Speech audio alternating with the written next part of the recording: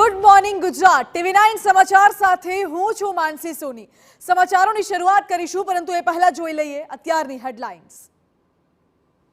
આ હેડલાઇનના પ્રાયોજક છે Tirupati cotton seed oil, taste और हेल्थ का परफेक्ट बैलेंस।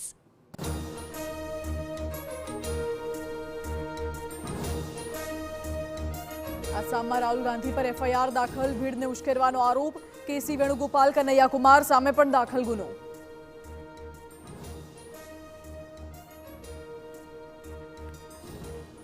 अयोध्या प्राण प्रतिष्ठा बाद प्रथम दिवसे 5 लाख श्रद्धालुओं कर्या रामलल्लाना दर्शन। लखनऊ थी अयोध्या जता बसों पर लगावाई रोक।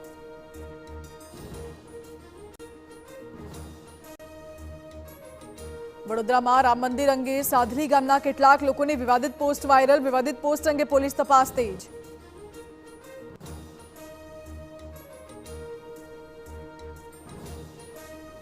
राजकोट में 3 अलग अलग जगह चालता क्रिकेट सट्टानो पर्दाफाश। तेजस, नीरव, मोन्टू नामना बुकीओना नाम सामे आव्या।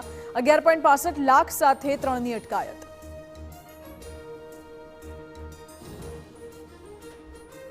प्रवासी शिक्षकों ने छूटा करवा शिक्षण विभागनो परिपत्र। ज्ञान सहायक योजना लागू कराई त्यारे 6 महीना माटे लंबावी हती योजना।